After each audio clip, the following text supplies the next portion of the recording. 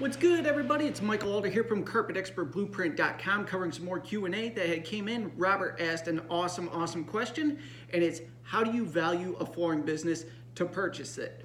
Now, I could actually do two different videos on this because there is the perspective of already being seasoned in the business and knowing what you're doing, and from being a complete newbie where you want to just buy a business and expand a business from there. Now, the values that I'm going to share with you here, strictly my opinion. That's it. If you went to an investment firm, they would probably give you an entirely different analysis on it, but this is my thoughts on buying an existing flooring business and how to value it. So I didn't ask Robert how much they were pitching the business to him for. So this is just me shooting from the hip with a couple bullet points that he had shared with me, and then you can go ahead and share how you feel from there. So Robert is buying from a perspective of no experience in the business. The owner is going to share how to up and run the business or take over the business and continue running it. There's value in that. So there's a little bit of money right there that you have to think that you're investing in.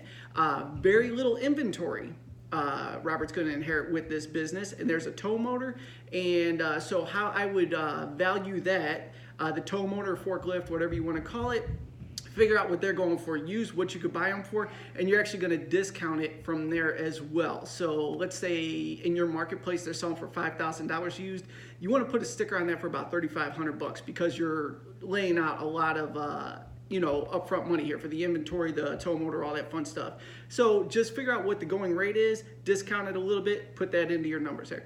The inventory, I don't know how much of it's carpet, how much of it is hard surface. So here is how I would value the carpet aspect of it. Whatever full or fuller rolls there are, you want to be buying that at below wholesale price. You want to put a sticker price on that for about $4 to $5 per yard to buy out all the bigger rolls. And I would call a bigger roll 50 feet or bigger is what you would value that at, because that's easy to sell. All the remnants that are in there, I would say 30 feet and smaller is a little more difficult to sell. You got to kind of hustle those off, for the one-off bedrooms here and there. So I would put a sticker price on those at $2 to $3 per yard and just break it all down. That way it's easy to sell. You know you're going to profit. The business owner did 120 jobs last year, strictly as the sales aspect of it. He's using crews to do the work. So let's say each one of those jobs on average brought the business owner a $400 profit after everybody's paid. So that's only 48 grand right there. Now, that 48 grand came in, it sounds like, from designers, contractors, things like that. Here's something to keep in mind, because we're in the real estate business as well.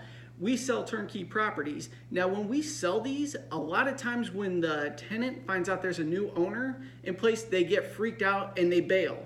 And you have to expect this when buying a business too. If you're buying from designers and where your cash flow is coming from designers and contractors, they may love the business owner in place, but they may get freaked out by you and just bail. So that 48 grand that came in last year may get cut in half the second they find out you're in the driver's seat, no matter how well it's pitched. So you got to figure out a cash flow of $24,000 is what you may inherit. And the other thing you want to research is, if he did 120 jobs last year on average, call it 48 grand net profit, how did he do the year before that, the year before that, and the year before that? How long has this business been in place? So you can't assess value on 1 year and it might be the best year ever. You got to figure out the past 3 years and if it's been consistent growth or if it was a banger in the beginning and it's consistently gone downhill and you got to pick it back up. So you're buying repeat business, figure that's going to get cut in half because you want to approach this. Anything I invest in, I want to know worst case scenario so I am protected. So your value on this, actually the one thing I do like about this where others may disagree, it's a rented warehouse. No storefront, it sounds like. And that's actually great. I think that's the best way to run your business. Shop at home opportunity is what everybody wants right now. You keep your overhead low and your profit margins are much higher. So that is an awesome piece to this business here. So with the training you're going to receive, I would put, depending upon how long he is going to back you and teach you the ins and outs and how to measure and how to sell, you could put a sticker value on that alone for $2,000 to $5,000 because you could use that to really explode your business if the current owner knows what they're doing and they can really share some good knowledge with you. Like I said, discount all the inventory in place because you have to be able to resell that and know that you're going to get the income right away. You also have to figure out how much is this warehouse rent. I have no idea where you're located. Like in Cleveland, where I live in the suburbs, but in Cleveland you can get warehouse space for nothing. It costs you absolutely nothing, which is great. But I mean, you could be in Chicago or something like that, where warehouses may cost $2,000, $3,000, $4,000, $5,000 a month. I don't know what your overhead is, so figure that out too, and make sure you're going to be profitable with the rented warehouse space. What else do we have? So we covered the inventory, your cash flow. Let's say there was 120 jobs last year, and like I said, I threw a sticker of a net profit of $400 to the owner, 48 grand. Half of them are going to bail. Just assume that walking into a business, because you're not the last guy, you're the new guy, and people get scared. So what's $24,000 in business really worth to you? I mean, I don't know. I would pay $5,000 for that aspect of it. So add all that up, and then it's basically about personal risk at that point. So what are you willing to risk? How excited are you about owning a flooring company with zero experience?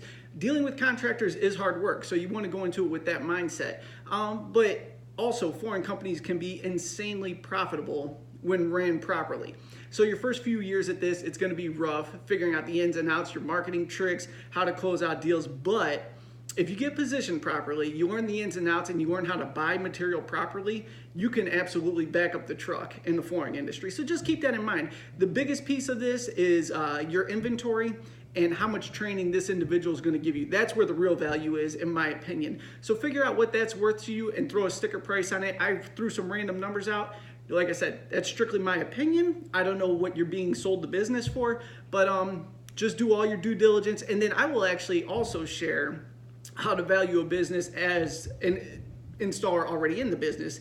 Because I had a guy approach me, and we were just clowning around. We were both at the distributor, and he was like, "Mike, when you gonna buy me out?" And I was like, "Why would I cut you a check for something that I could just take from you?" So keep that in mind. There are savvy individuals out there that can just move right in on you. They could outmarket you. They could outsell you. They can go ahead and cut their prices till you bleed to death. You're out of the marketplace, and then they go ahead and scale back up. Not to scare you at all. Just saying, keep these things in mind. You got to be a hustler. This is a real business that you're moving into. So I will do a follow-up video on how to value a business as an installer and how to price it that way. I didn't mean to jump off too much there. Just wanted to share that as well. But thank you so much for that question. I absolutely love talking numbers there. I hope it helped. If I missed anything, please hit me up. Let me know. I'll create a follow-up video covering that as well. Thank you so much for tuning in. I'll see you on the next video.